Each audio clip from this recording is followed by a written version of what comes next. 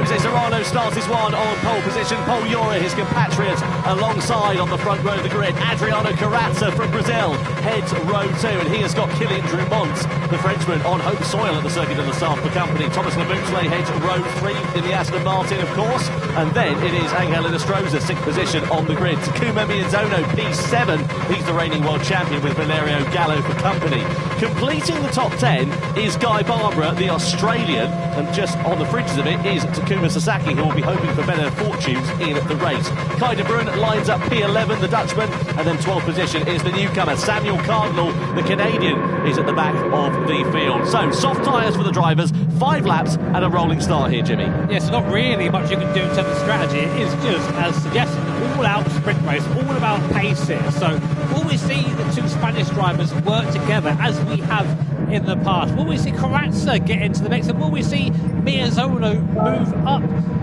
All remains to be seen, but 5 laps time we're going to have our grid for the Grand Final. Absolutely. How important is this for the Grand Final, Jimmy? Because the circuit we're going to be racing on, completely different in terms of characteristics. Yeah, I mean, here overtaking is fairly easy for Slipstream, but the Grand Valley circuit a bit later on, much tighter, much twistier, and getting by someone there is completely different. So getting that qualifying position here is going to be super, super important. Absolutely. Well, there is Guy Barbara. He's starting a bit further down the order than he would like. Let's see what forward progress he can make over the course of this one, as Jose Serrano leads the field to the timing line. Paul Ura follows him, and Adriano Carrazza, as we get the sprint race underway here. The Nations Cup Gran Turismo World Series in London is go, as Serrano leads them up towards the Dunlop curve, and as they head into the chicane, is anybody going to think about a move on the brakes? Well, the rolling start spreads the field out a little bit there, so there's no time on move, but Carrazza gets tagged there by Drumont into the first corner, just sends the Brazilian a little bit wide, and might leave him under a bit of pressure in turn. What that has done is allowed Serrano and Ura a bit more of a gap at the sharp end, as it's all bottlenecked up behind. Yeah, this is exactly what the Spanish drivers wanted at this point. They wanted to have that gap straight away. Carrazza's given it to Laboutele there in 4th place. Now we get into the first big 6-speed part of the circuit. These guys also have a battery to use too, so they're looking at the battery right now, up to speed 360 kph, 370, 380, like it's nothing. Over 400 kilometres now we go side by side down to the first long sand chicane here, 3 wide. Someone's got to break first, and Drumont is on the inside of everyone, up into 3rd place, but now there's cars in the back. Carrazza's off everywhere. Carrazza's off, and he's off in a big way as well, right down to the back of the field. Inestrosa also caught up in some strife there, as well as he drops right down the order. So yeah, still going now as Drumont and Laboutele have found themselves already with a 2.5 second gap to the Spanish cars ahead. So really, this is a great start for Serrano and Ura, but a nightmare for the rest. They're already out of 6-speed range, and if they keep fighting like this, all they're going to do is let them go further and further away. But going in that one halfway down the straight, coming now down to the summer part of the long sand corner, down to the bottom here. Heavy braking, so great place to overtake. But right now, everyone seems to have singled for a day. Lost the Raptor, 18 seconds down. Nightmare start for him. Yeah, not ideal at all for the Brazilian driver. He always seems to be in bother, and I don't think that was particularly of his own making there, unfortunately. Meanwhile, further back, you can see driver getting pretty close to the company. Let's have a look and see what happens. So Drumont's going to send it through on the inside into this corner. He goes up ahead of Laboutele. Keep an eye out for Carrazza, 30 picture. He whips it into the back then of Laboutele, and then gets tagged by Inestrosa behind, who in turn gets hit by another driver there as well. Miyazono might have been the one to start that one. It's quite difficult, but the upshot of that is Kai de Bruin in 5th place has come up from 2nd to last. So Kai de Bruin, the Dutch driver, with a fantastic start there. You can see the battery being used, and you can see exactly what I thought. Both Spanish drivers are just trying to get away. They've drained that battery, and it's worked. The gap now is 3.6 seconds on Ura.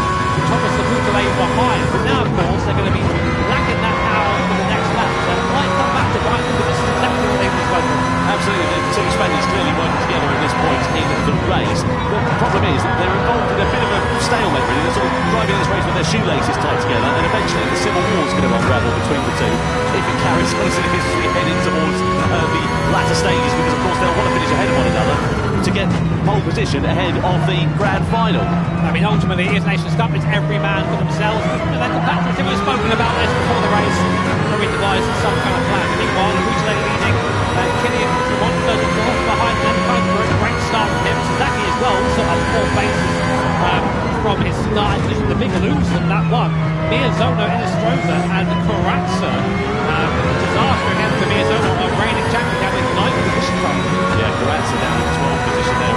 So let's have on the top of the box. Charles we're going through so quickly. Some focus to make some big gains. Some have lost out quite significantly. We're right on board though with Paul Euro, who we tried to deploy what he's got left of that battery. We saw the two Spaniards using that and leaning on it quite heavily over the course of that last lap to try and build out that buffer whilst they all squabble behind. So it's the two Spaniards, Serrano and Euro, that lead Labutale and Drummond, and then they're all going to be lining a circle, closing up against one another as they head down the Mulsanne straight. Indeed, third place has just changed hands there. Drummond now in front of Labutale. These guys now in third and fourth need to really work together. They're going to catch this little pair in front. Reminder, the finishing positions of this race sets a grid for the grand final. The grand final is being set on a circuit that's quite twisted. It's interesting in the Labutale there, given a 1 second penalty. Maybe for his part, what happens at the start there? Must be. I admit, I'm not entirely sure what that's for, but that does mean, though, when we get to the penalty line, Serrano's gone deep there, and the second Mulsanne that's now Honduras right back onto the rear diffuser of Serrano's car, and just like that, the lead rides back up again. Yeah, so close quarters here between these two at the moment, so let's see whether Euro is going to think about finding his way through. If I were him, I'd just be sitting in his wheel drags, waiting for those mistakes to creep in and just trying to use the advantage of that slipstream. He's saving his tyres. You can see Serrano again a bit wide through the right-hander there, and that's just going to be costing a bit of time. But look at the penalties that are being picked up. De Bruyne's got one, Labutale has got a 1 second penalty there as well. So Labutale, we know that's for the contact. De Bruyne, presumably, that must be the track limits. And these guys are just costing each other a chance in the win here. I think the penalties, but they're going to have no one to work with going to the straight here. Here is Kai Bruyne, left-hand side of the screen, alongside Thomas Labutale. Now, they'll come out of Arnaud, which is the slowest corner on the circuit, his right-handed here, and then immediately they hit with a 1 second slowdown, where the brakes are applied automatically to 1 second. The car goes, no brainer can go through. Here it is, here's the line, that's where Sanford starts. So it's not just a second of slowing down, you have to then try and get back up to speed again. So just like that, Labutale and Bruyne go back down to 7th and 8th position. Yeah, Labutale means dropping down those positions with Drummond loses his ally, isn't he there really as well? So those two cannot work together. Meanwhile, we see Serrano still under pressure here from Euro. His compatriot has not found his way past as it stands. These two, of course, they know how to work together as a team. They were part of the Spanish lineup that won the Nations Cup back in 2023. And let's see how they unravel here in this race. Through the Porsche chicane we go, across the timeline, all ready to begin lap number 3. They get on the loud pedal and on the battery. You can see the crowd here watching on in London. They're absolutely loving this one. Miazono's picking up a penalty and also Barbara there as well. So these must be track limit penalties, because we're not seeing anything coming up on our screen saying that there is an investigation underway for any kind of contact or incident or something along the lines of that. So we were talking about it prior to the start of this race, Jimmy, and indeed it's coming true here now as well. It's so easy to pick it up. So 3 drivers currently out there now with tough penalties. This is the thing, you're really trying to maximise everything around it. The level of this competition is just so high. So if you can just find that extra half a tenth somewhere on the curve, you're going to take it. Yeah, we've got track limit penalties being told there. So a real shame for those guys.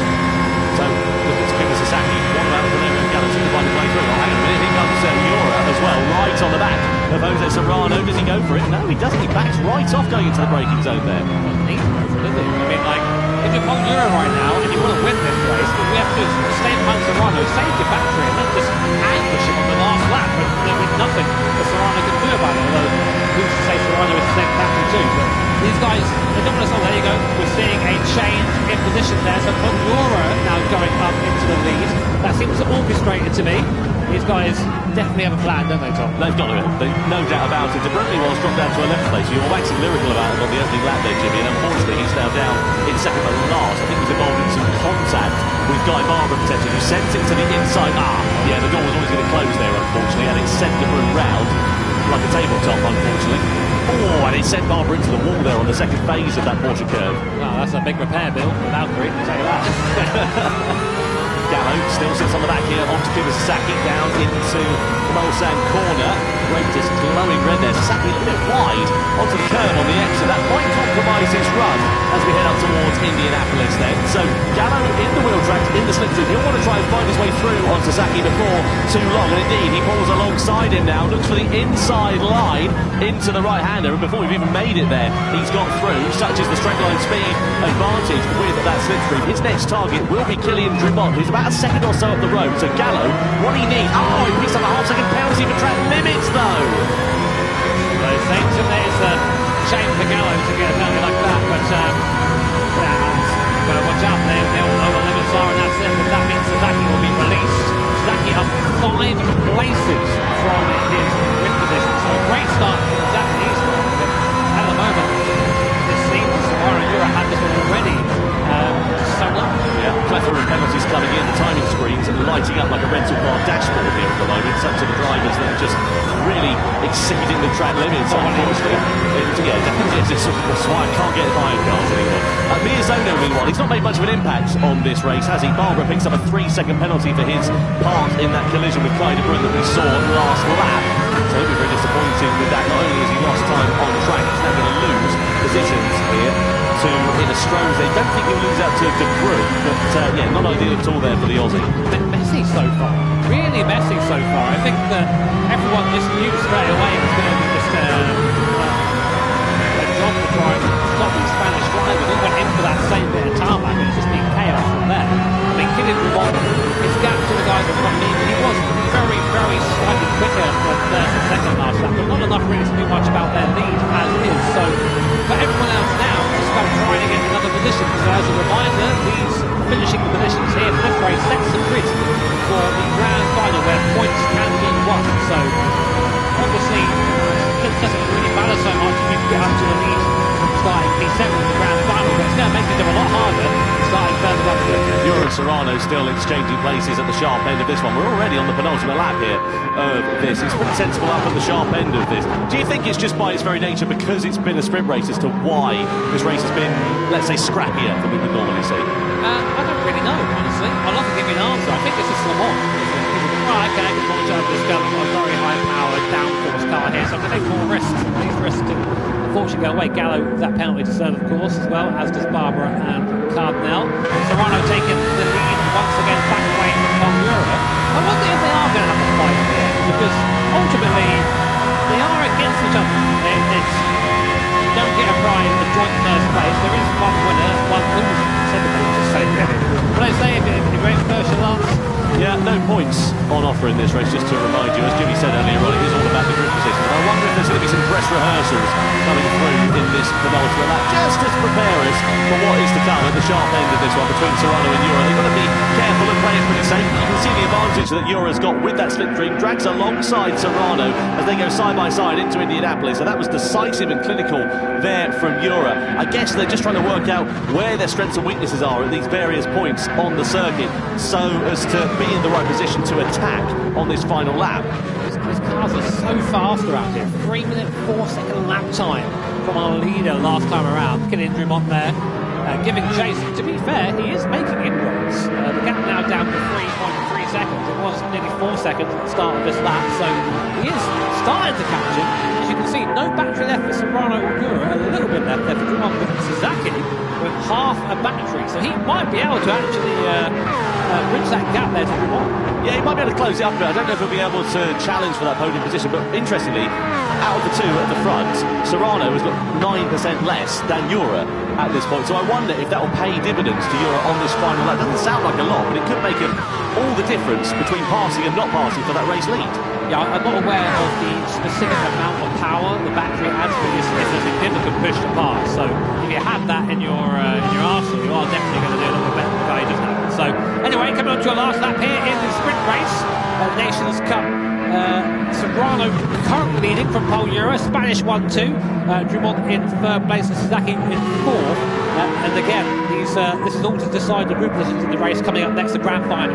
Yeah, so down in towards this first sector we go. Coming on towards the Mulsanne straight. Now this is where it has been pretty hectic at the sharp end of this one. I would imagine that is set to continue. So Serrano it is that leads, but I guarantee Paul Ura is going to be all over his rear wing and his gearbox as we come onto this back straight, and indeed will probably try and find his way through as well. So onto the back straight we go, and let's see how Ura is going to play this one and whether Serrano has got anything left to just hold the challenge of his fellow Spaniard as we come down here. At the moment, Serrano looks okay, but it's a fairly long run into that chicane. Don't think he'll do anything into the first one, but maybe Ura can line something up into the second one. And again, Serrano just seems to struggle on that mid-phase of the corner. It allows Ura to close up, but on the exit, Serrano gets a better run out of it, and Ura is left there with a bit more work to do. There you go, that's Paul Ura will get the easy overtake here on the way down to Mulsanne 2, up into the lead point now.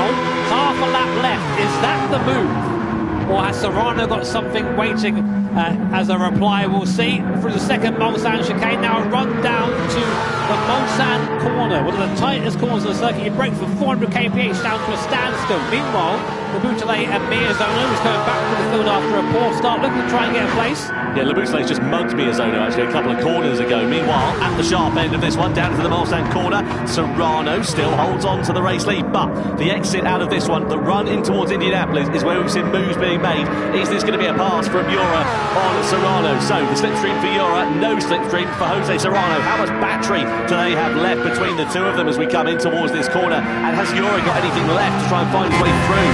They've got to be careful here because they can quite easily take each other out of contention here when they are in a company 1-2. So it's basically who wants first the most, I guess, and who's willing to give it up, because they really are scrapping.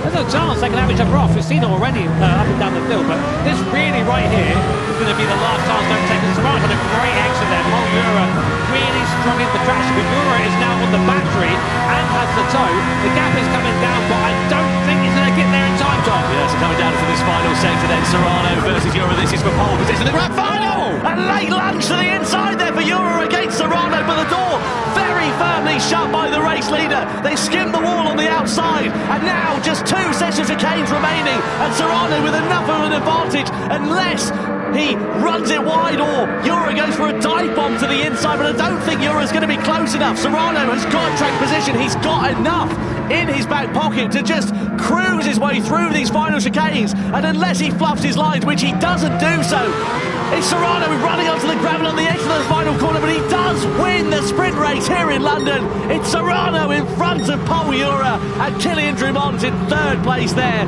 on his home circuit at Le Mans as well. What a great end to that one. Oh, Ura, I didn't mean to do that, mate. Sorry about that. I just sent it in a bit.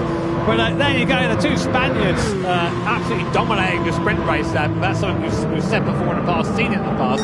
These guys were all part of the 2023 Nations Cup Spanish team who won the Nations Cup that year in the free driver format. So very, very quick drivers in their own right, and of course they're just showing off, basically. Yeah, that was spectacular stuff from those two drivers. The upshot is it is Jose Serrano who will line up on pole position.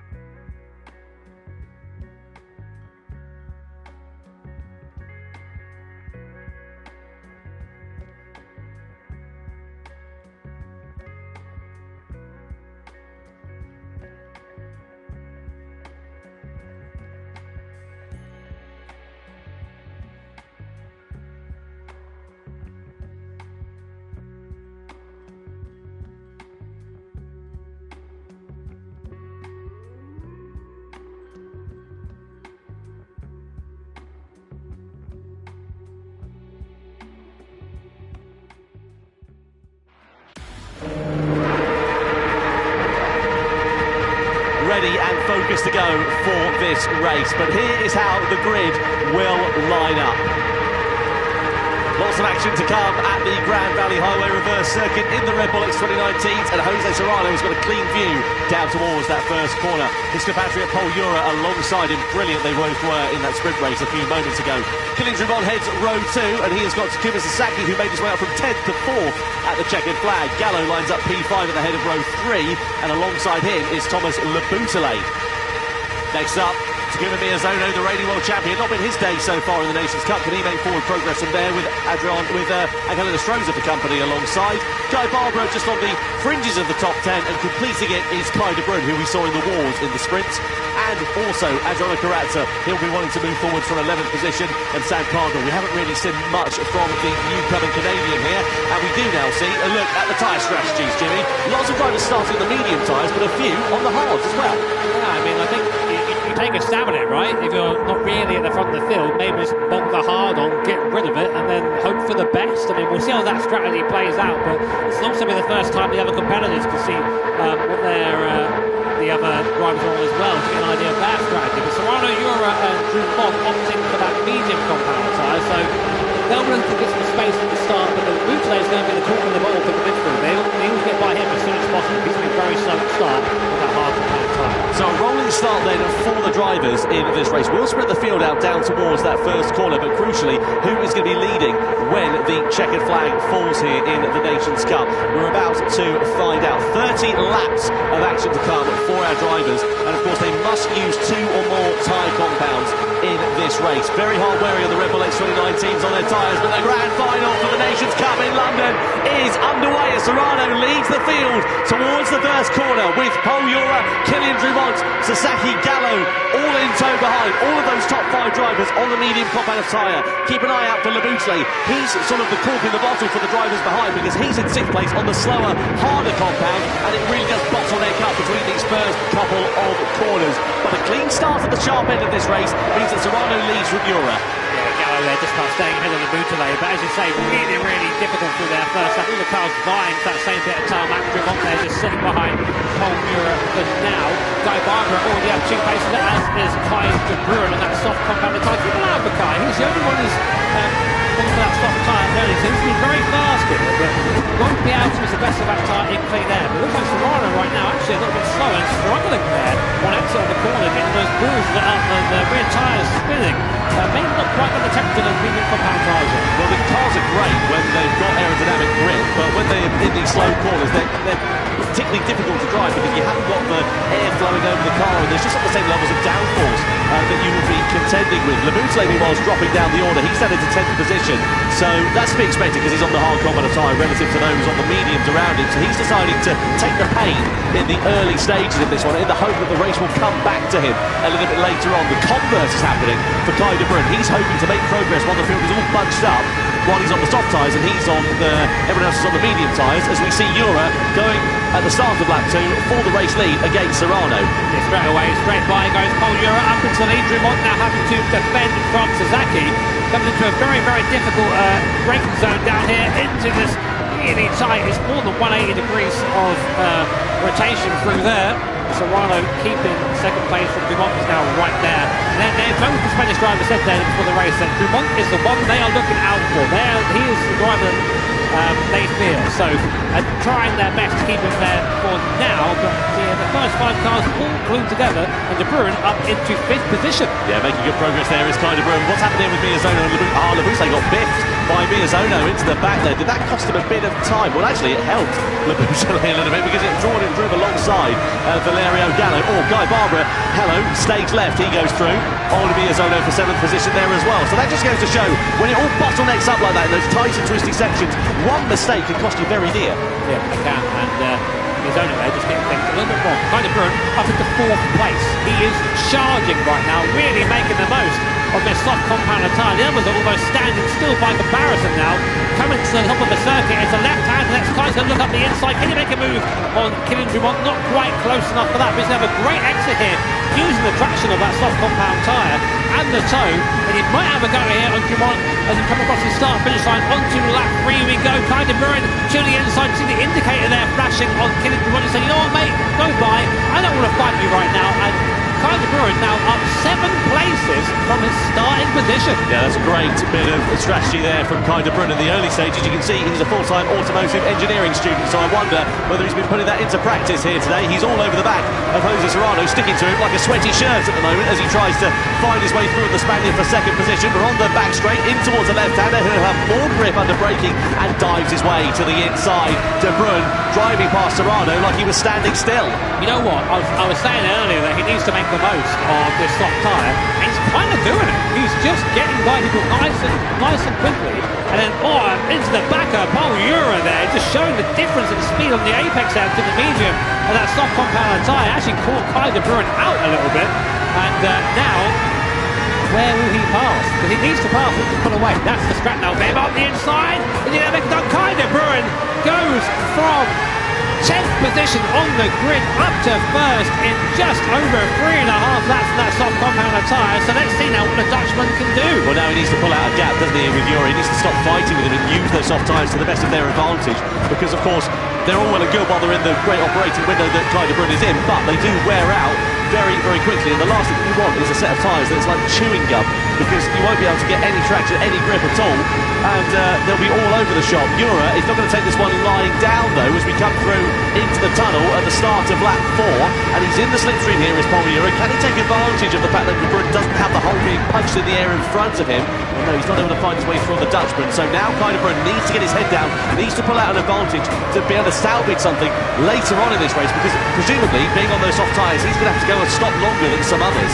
The Paul Ura actually there was trying to get out of the slipstream. Well, what is he doing that for? Because he doesn't want to fight Kai de Bruyne right now, because you can see there is obvious pace differential. The worst thing you can do for the long race when you've got to look into the future, not just the lap you're on, is just have that fight and lose that time. So good for Paul Ura. Serrano in third as well, still there. Dumont still there, as is Gallo and Sasaki. So here really your main contenders at the moment.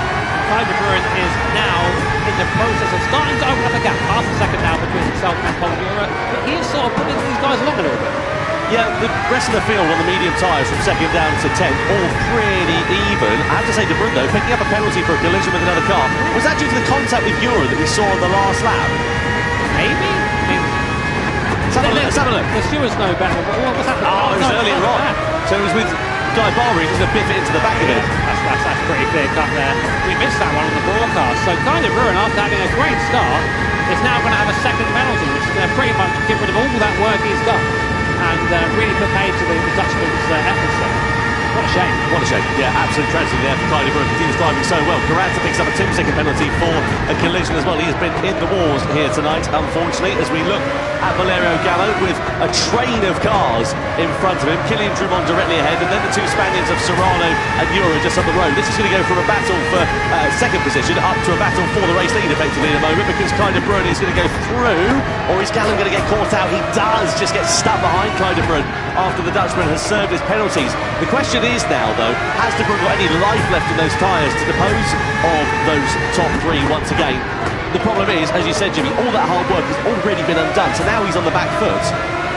Yeah, not quite sure where his race goes from here. I mean, he will still have that soft tyre pace, so he'll be able to get by these guys again if they let him do it. But now, they've let him by once before. They don't want to do that again, because they are also looking after their own race as well. And getting out of someone's way is always so costly time. They're on board now in Kai de Bruyne. Look at the back of Kylian Drumont in front. Now, this is really one of the better overtaking spots up here. This hairpin in his reverse circuit. So might have a look here. There's a big lunge up the inside. Wow, big move there by Kai de Bruyne. I think he knows now he doesn't need to make these moves if he's going to make the strategy work at all. But Drumont did well there to open the steering and sort of let him by.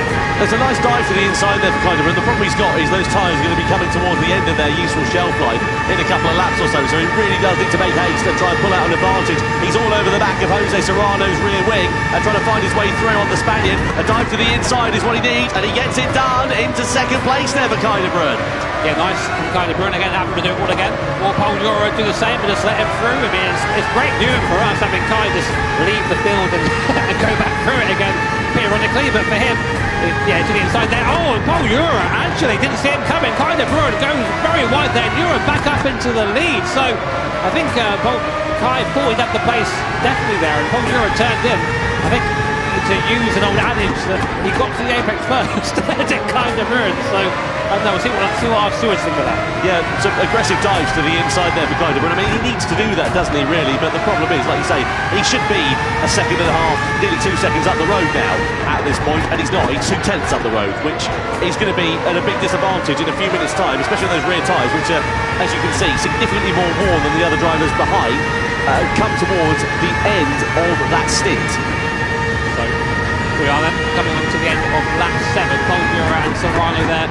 Still the front, really, when you think about it. I mean, Kaider Bruin isn't that soft compound tyre, but he's not utilised that to its best effort with the penalty earlier on for contact with Guy Barbara. On board with Kimi Miyazono, who is still here. Right, he's still here. He's just at the back of his pack right now, biding his time. And Polgura is now fighting Kaider Bruin. He's had enough of sitting behind the Dutchman. I think now Kai's tyres are starting to go the other way. The soft tyres starting to wear, and there's more contact there with Polgura.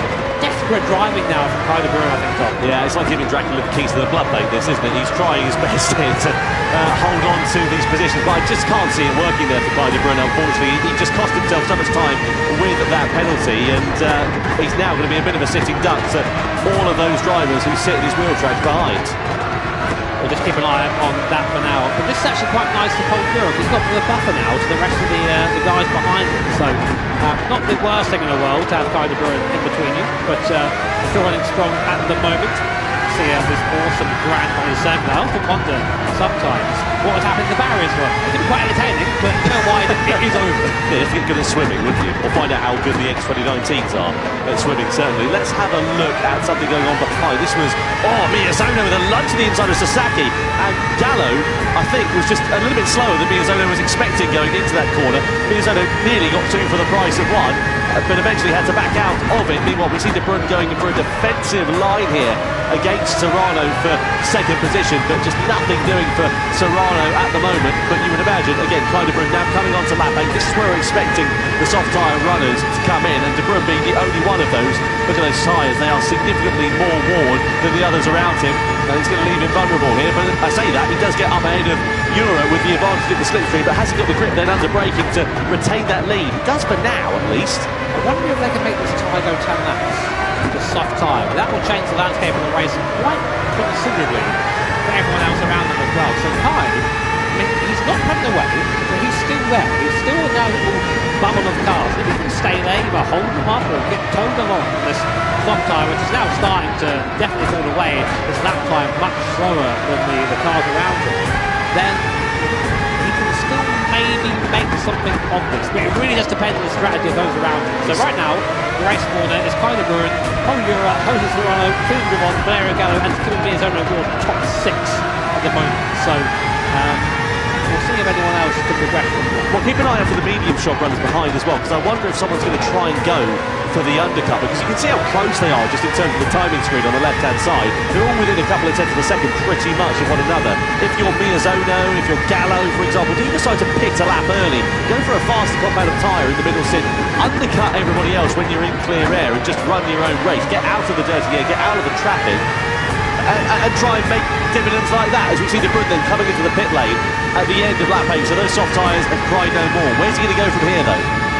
Yeah, I think maybe I'd have to go for the aggressive strategy now, another soft tyre, have a go that one now, and now everyone is unleashed. Everyone's right, okay, here we go.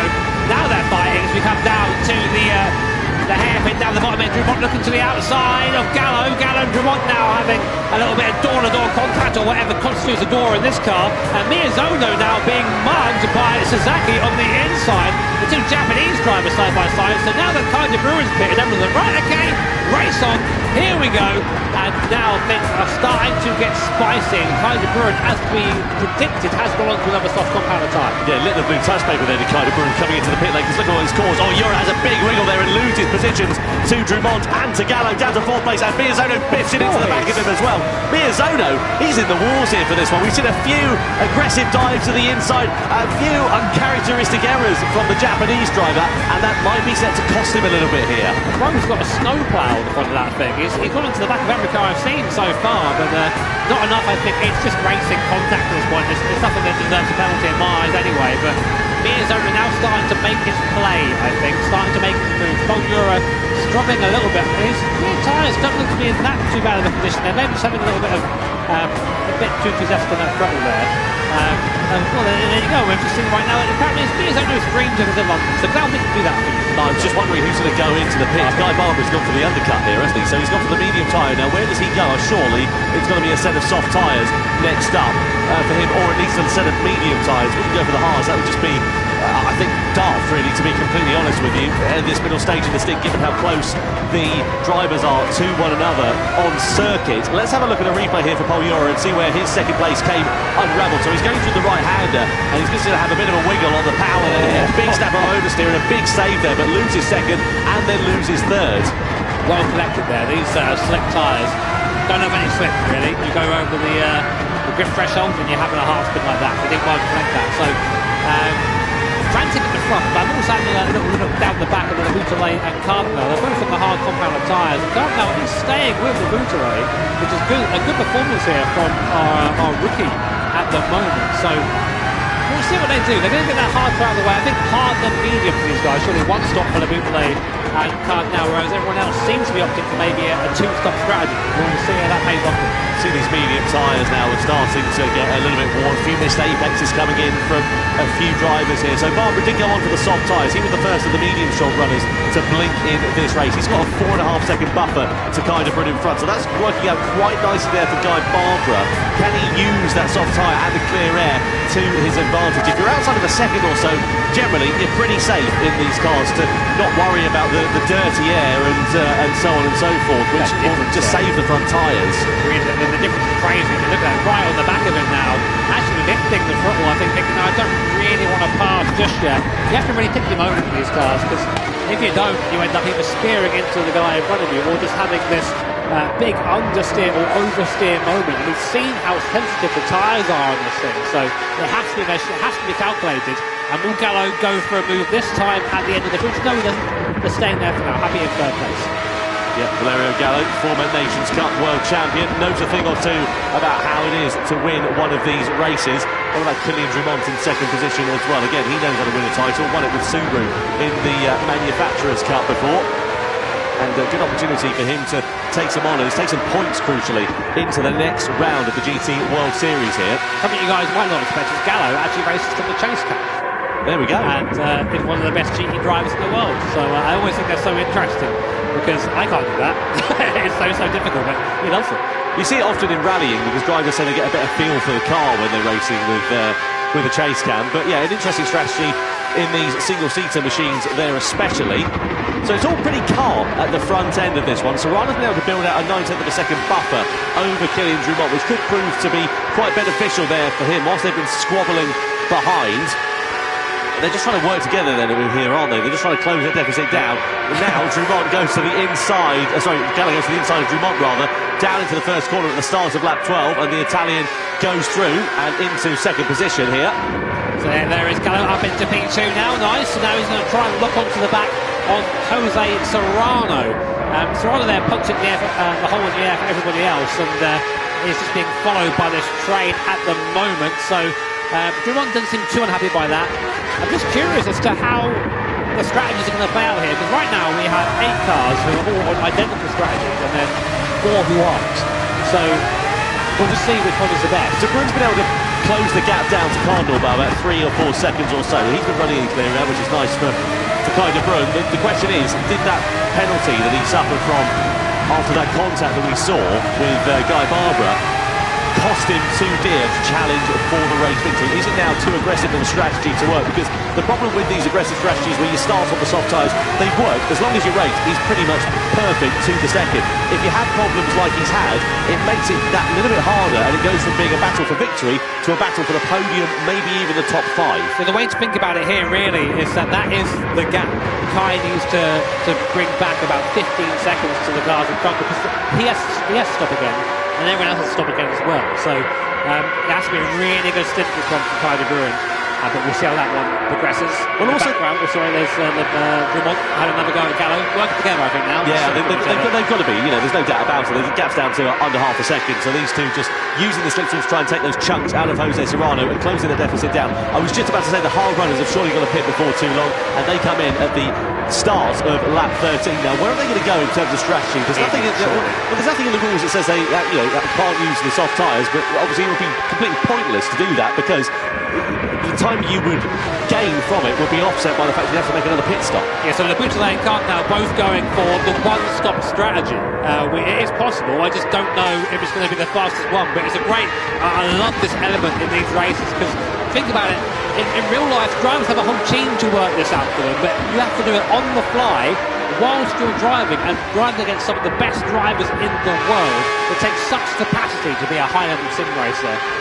In my head anyway, it's harder to do this and be fast in this than it is to be a driver in the real. So who's in the penalties then in terms of tyres? Well, Miazono's got a little bit more relative to Gallo and Dumont in front, but not much to be honest. It's pretty even Stevens between them. Let's have a look at Sasaki versus Miyazono. So this was Miyazono's move actually, in fact, for fourth place against Paul Jura. So Jura, we saw him make a mistake a couple of laps ago, dropped down to fourth position. Now he's just on the edges of the top five. So the race coming unravelled a little bit for the young Spaniard here. Yeah, I mean he's still in the fight. I mean you can still see first place and where he is, but he's definitely not enjoyed these worn medium tyres. He's struggled a little bit, especially in traction zones. We've seen that a few times now for him. He just can't quite get the car at the corner the same way the others can. It's maybe a bit of a heavy right foot there from Paul Jura, but this is how close it is. You can see Jose Serrano, our leader, from this onboard of Paul Jura, who's in fifth position.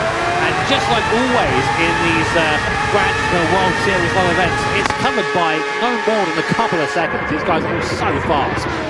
Just looking at the logo on the side of the Spanish car, it looks like the old Super Aguri logo, that motif that they've got on the... Maybe it is. Maybe they're back. That's what the streets will remember.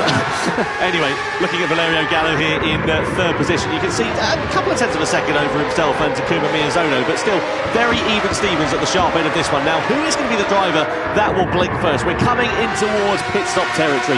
We've seen a few medium shot runners lurking a bit squirrely over the last couple of laps. The times are in the 1 minute 28s. Compare that to the soft shot runners who are in the 1 minute 26s, the medium shot runners who are now in the 1:30s on their outlap as well. So you would imagine it is not going to be too long before we see these pit stops coming in. And will we see a divergence in strategies? Those that are stuck behind maybe going for the undercut, going for an earlier pit stop to try and gain track position, come out in a bit of clear air. Obviously the converse to that is they have to go a lap longer, maybe a couple of laps longer compared to those who pit later. Well, I did say that our only one-stoppers so far are Labutelé and Cartnell, but they are now getting to the point as Dumont, for the first time this race, takes the lead away from Jose Serrano, and Gallo's going through too. So both Dumont and Gallo deciding right now is the time to pounce. We need to get on with it. We need to get by Serrano and try and pull a gap. Because I think now, Tom, all these guys are on a one-stop. They're going to come in on lap 17 when that medium compounder tyre is at its limit, bottle some hard tyres and just wobble to the end. I suppose that's the advantage as well. You've got so many other drivers that are all doing the same strategy around you that you can kind of do the same thing. So if you're just like, oh, well, I'll leak it up for a lap longer. Oh, they've done the same. I'll do it for another lap and then another lap and so on. So if you can do that one-stop strategy, perfect. But you've got to use two tyre compounds in this race. You can't go onto the mediums and then onto the mediums again. You've got to change tyre compounds. The question is, how can you get it so you can run a set of softs to the end of this one? Let's have another look at the change of race lead then. So Dumont with a slipstream on the inside and Gallo said, thanks very much. There's a gap there as well. I'll go through and into second. Yeah, nicely well played there. That's how you do it. It's like a high-speech chess in the Grand World Series events. But Serrano hanging on. Interestingly, we looked at the tyres just a second ago. Serrano's tyres actually in the best shape of anyone. He's led this race for the majority so far. So not only is he fast, Serrano, but he's good at looking after those tyres too. Very good traits there for a driver here in these events. So on to lap 16 now. We think end of lap 17 that all these guys are going to box for some hard compounder tyres. That's what I think is going to happen, but I've been wrong before. Yeah, hard tyres to the end of this one. When you've got soft shot runners behind and medium shot runners who are on a one-stopper as well, it's going to be interesting. The soft shot runners now coming into Brun pits at the end of lap 15. So he's gone for the soft compound of tyre. What did he start? He was on the soft tyre. He went soft. So now surely he's going to go medium, isn't he, for the end of this race? Got to. He has to. If he goes in a hard tyre, he's got no chance. So it will be the medium tyre, I think, for Kai de Bruin. There it is. Looks the medium. So I don't know. He'll have the pace advantage over the hard runners to the end of the race, but it's going to be it's got to be a big push now from Kai de Buren to get anywhere near these guys.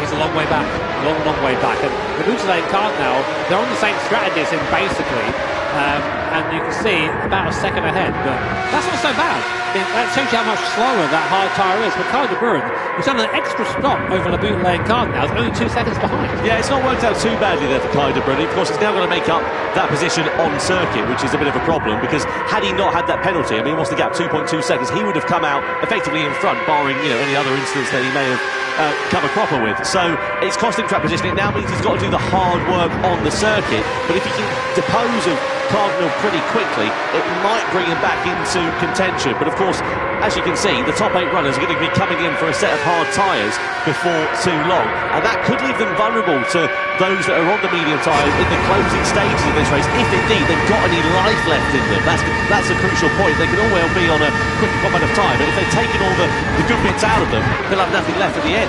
And look who's been quietly sneaking up the field. Takuma Miyazono up 3 places up to P4 now, and in the fight for the win here, no doubt about it. Our 2014 Nations Cup champion, showing you just why he is such. Very, very close now to the back of Jose Serrano, and it is going to be a bit of a fist fight on the hard compound tyre as well. We very rarely see these guys racing the hard tyres, so I'm quite curious to see what it's like for them. I know it's going to be slower, it's going to be tough. They are going to be on a lighter fuel load though, so it should be a bit nicer, but they take a while to heat up, and they don't have anywhere near the grip of these mediums, so it should be a very, very spicy last 13 laps or so. Yeah, 8 drivers all on the same strategy is going to be very exciting. Well, Takuma Miyazono showing why meditating to that pop song is a good idea before the start of this race. I want to say it's been a calm one from him, but the first laps were a bit scrappy, even by Takuma Miyazono standards, so he's calmed down a little bit. You can see there, philosophy by Alessandros. Well, one of the philosophy he's going by seems to be working quite nicely at the moment, just sitting there in 4th position, biding his time, waiting for the right opportunity. Does anybody dive into the pit lane? Miyazono does. So Miyazono into the pits. He's the first driver to blink, so now he's going to do the undercut relative to those around him. This could be a huge move here from Miyazono, because these medium tyres, they really are on their last legs. The guys are doing 128s, high 128, 129, and we know the hard compound tyre can easily do a 28 on its own. So this might be a masterclass here from Miyazono, just taking that 1 lap earlier and going for that undercut. So he's having a look around, but you can see him there thinking, right, okay, where are they on the circuit? Where am I? But this means this outlap is absolutely crucial for Takuma Miyazono. I think he's come out on his own as well. Yeah, it's worked out nicely. He's got a 10-second buffer to Guy Barbara in front, so that's absolutely perfect there, leading the race away from Kilian Drumont. Serrano was there in the background as well, but exactly what we saw last time as well. Down the start-finish straight into the tunnel, into the first corner. Gallo, a decisive move there into the race lead for the first time. And it's so cool seeing these guys race. I mean, we've been doing this now for, I think this is our 8th year of doing this. And these names, they keep coming back, and you just know, right, with Gallo, Drumont, Serrano, Miyazono, it's going to be a good race. And it always is. Gallo right now leading from the front with those rear tyres, getting to the point now where traction's going to be a bit of a premium. So I imagine we're going to see him all react to Miyazono's pit stop and try and avoid being undercut too badly. So we're going to see now whether Miyazono's strategy was the correct one or not, and Gallo is continuing. One more lap on the medium, as is Serrano, and Drumont opting to pit. So they're really pushing this medium tyre. I was told in the briefing that 17 laps, so you're going to get out of it. But our drivers think different. Miyazono's not a particularly brilliant middle sector relative to some other drivers around him. 29.7, not quite the fastest. Of course, the tyres aren't up to the optimum working temperature at the moment. Hard tyres then on for Kilian Drumont. Innistrosa following the same strategy there as well. What's it like on fuel? Seems okay for them at the moment. Nothing really too much to worry about. But there is Miyazono. Has he managed to leapfrog those 2 drivers as they come out of the pit lane, up through and into 7th position then for Miyazono, and Drumont is still in front for now, but he's on colder tyres. Is Miyazono going to be able to take profit and go for the move on the inside? Not quite into there, so it's worked out okay for Miyazono, but not particularly brilliantly in terms of track position, because now he's got to find his way through on Drumont the hard way. I don't know, I think that's not worked out for Miyazono the way forward. The outlap was not enough, but Gallo and Serrano now, you can see them, the acceleration formation zone. They just cannot get out of the corner. I think they're there. They've just gone a lap too long, I think, on these tyres. I mean, we can see on our end 10% left on the rear right tyre for Valerio Gallo. That thing is going to feel horrible. Now Serrano's going for a boost. You don't do it now, Jose. You're fighting. Sasaki and Paul Ura also fighting for moves too. You can see they've got the warning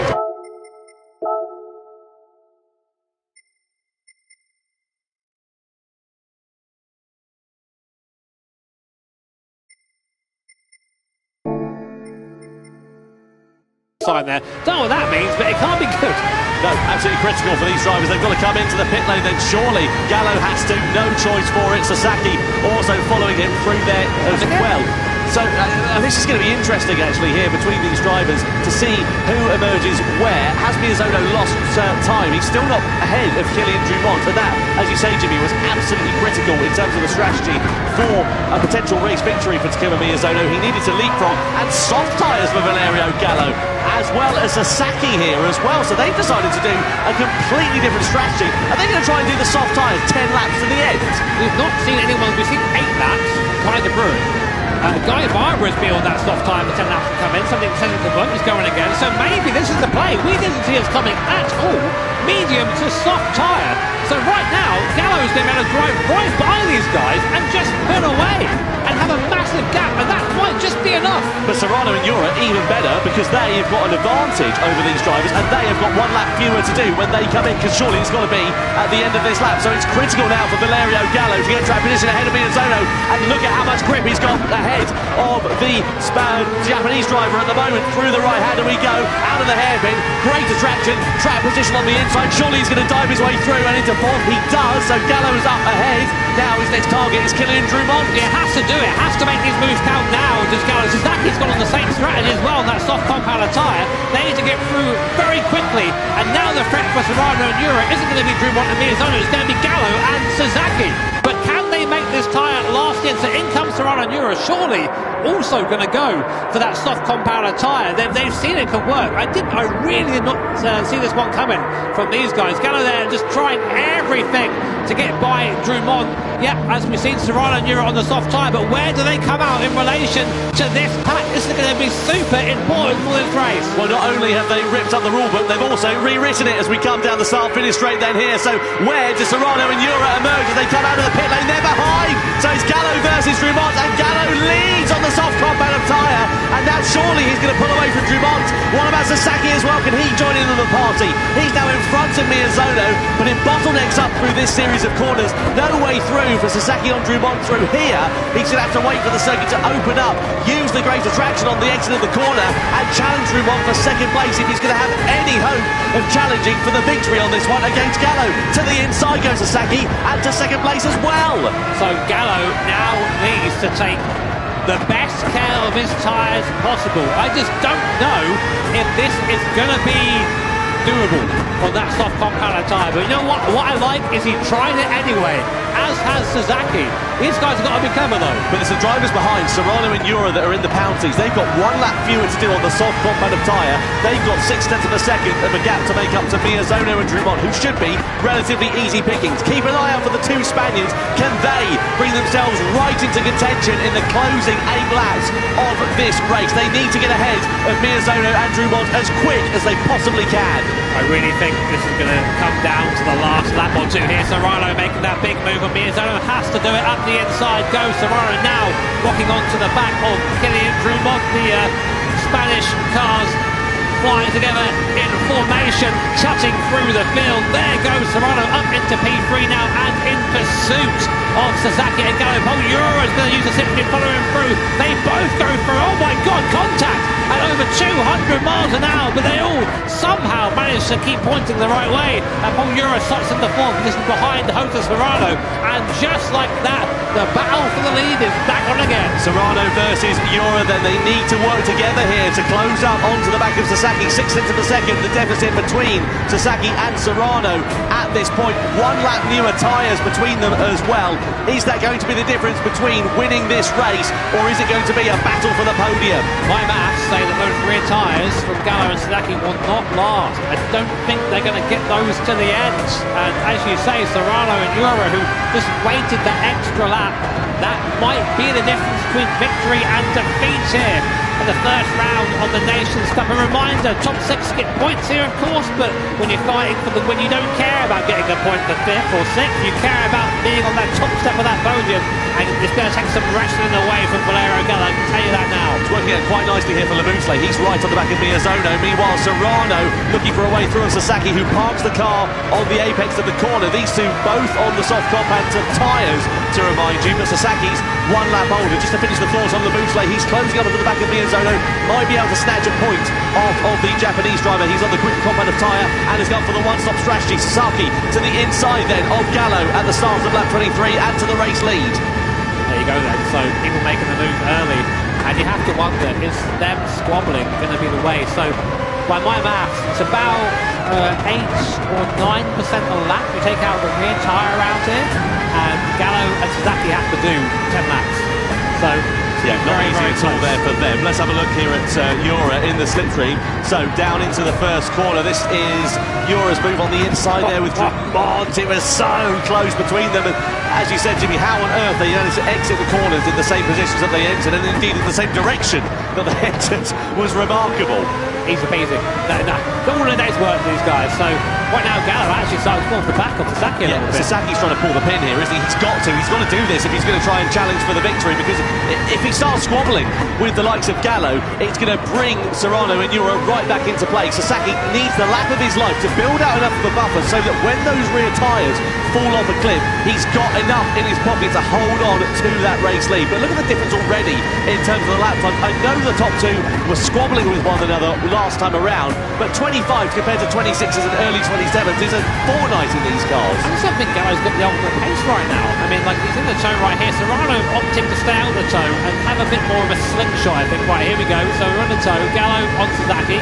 Serrano we're on board with right now. Whole Euro you can't see is just behind us on the circuit. We're snaking through here. I think we're going to stay where they are. Serrano, I think he thought about it for a second there, maybe, and thought, no, I can wait. I can afford to wait. My tyres are in much better nick than the guys in front of me. No point me rushing. So Sasaki it is that still leads, then 0.3 of a second to the good of Valerio Gallo and Serrano, as well as Paul Jura. Miyazono meanwhile still in front of now De Bruyne, who is in front in turn of Labusle. So Labusle must have had a moment last time around, because he was right on the rear bumper of Miyazono at one point. Not quite sure what has happened to the Frenchman there, but either way he's now dropped some 3 seconds off the back of that final points paying position. Just a reminder, points all the way down to 6th place, and these 12 drivers that are here in London will also be going through into Berlin. They'll be here for the rest of the season, so all these points are absolutely critical in the Nations Cup as they come through into this left-handed hairpin. It's a calm before the storm, this one, isn't it? Yeah, I mean, something's going to give at some point, and it's going to be just explosive, I think is the best term for it. Still on board Paul Jura, watching Serrano in front, going for a dive, and we're going to follow our compatriot through on board Paul Jura up into, is it 3rd place? No, 2nd place is Serrano, and they're side by side behind Gallo and Jura, bumping wheels as we go down the straight. Jura using the toe, see Serrano putting across to help his compatriot there. Man, these guys are thinking in 5D, aren't they? It's not just about their race, it's also the race of their teammates around them. And they're challenging for the race lead against Sasaki now as well, who's coming under pressure from Jose Serrano into this corner. We know you can make a move stick, but you've got to be last of the late breakers and have a very willing dance partner. Out of the tunnel and into the daylight once again. Serrano now in the slipstream, now against Sasaki, now challenging for the race lead. Does he dive to the inside, to the left-hander? He does, and Serrano goes through. Is the door open for Jura there as well? Sort of, on the inside, twitches to the outside line. Sasaki's going to defend it, but that'll compromise his run out of the corner, and Jura just has to wait to either man. Goes for a lunge on the inside, but runs it deep. Sasaki's ready to come back through there, but no door is open, and now it is Serrano versus Jura for the victory in this one, and Serrano's got 9/10 in his back pocket. A huge move from Jura. He has to do that great block pass in the background. Goes trying the same thing. Can't quite make that one stick though for now, and Gallo he knows that if these guys get away, that's it. There's no coming back from this one. But that was a great move from Jura. Just sat on the apex, gave Sasaki nowhere to go, and now, as you say, Tom, it's Spaniard on Spaniard. This time, I've got a feeling they aren't going to play so nice. No, this is going to be very interesting between these two. It was sort of civil war, really. We saw it in the sprint race a few minutes ago. Are we going to see the same stakes, though, here in the grand final? You would imagine it is going to be a much closer affair, and I would imagine a much more aggressive affair, because points mean prizes, and every point matters, even in the opening round of the season. The question is, though, who's going to get the final podium place here between Sasaki and Gallo, because it is pretty even Stevens between these two in terms of pace right now. On board with Gallo at the moment. Have to think, does he have a response to this? I'm not sure he does.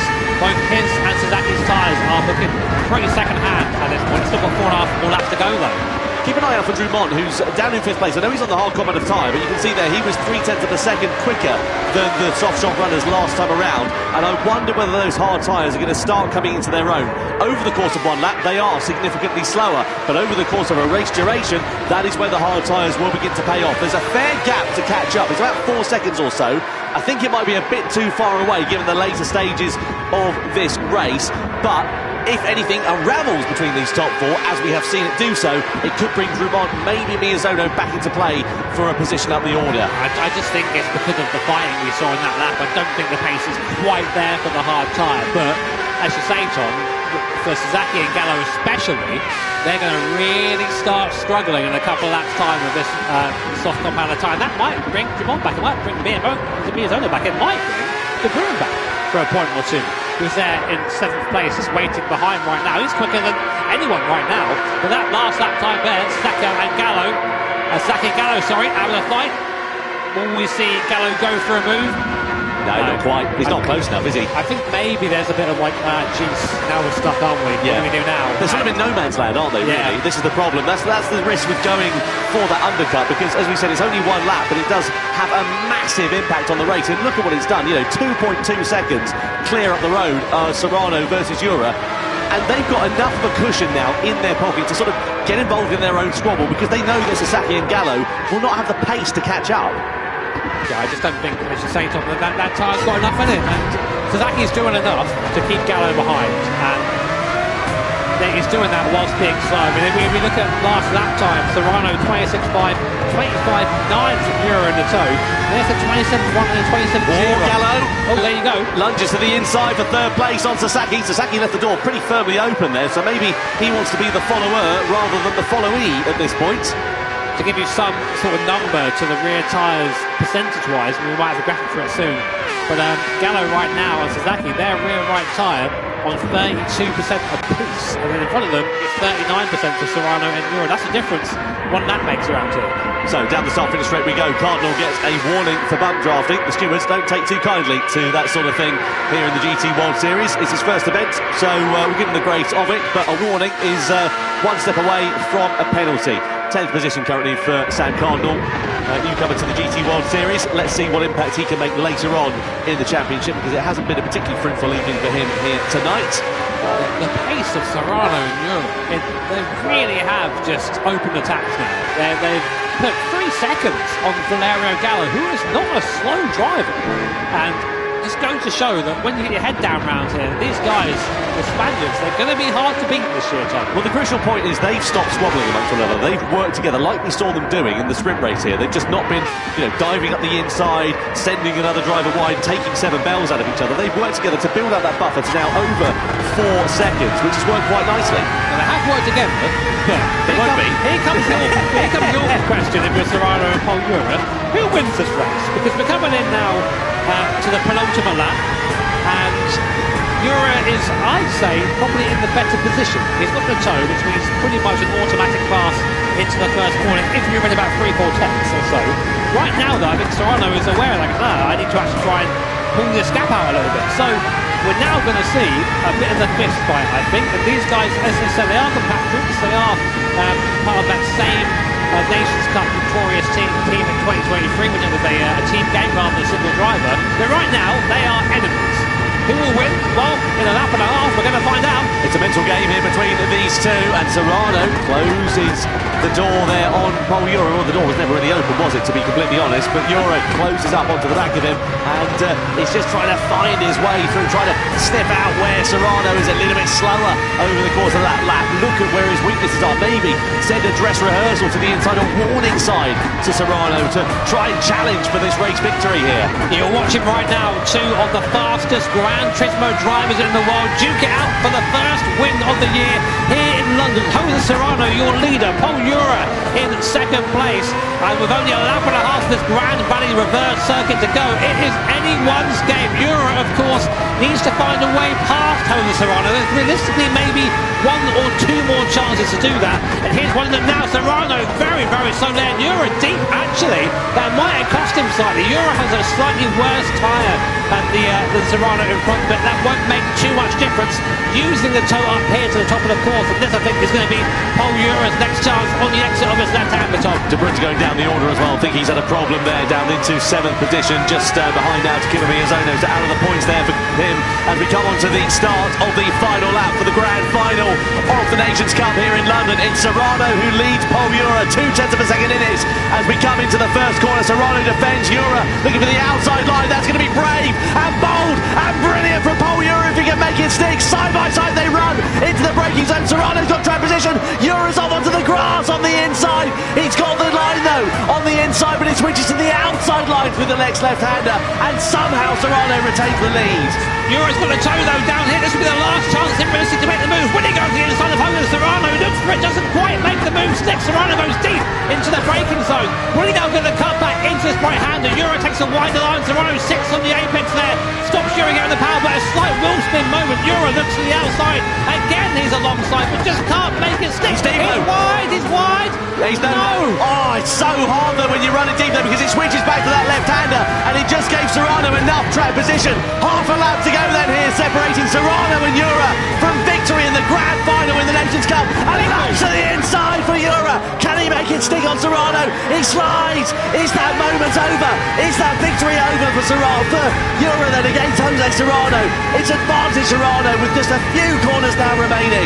Serrano then, I think maybe called the bluff there on Paul Ura, just about managing to take the win away. Maybe one last chance for Paul Ura. It's going to be a drag to the line between Serrano and for Ura then, between the two of them, but Jose Serrano pulls a blinder and wins the grand final of the Nations Cup here in London.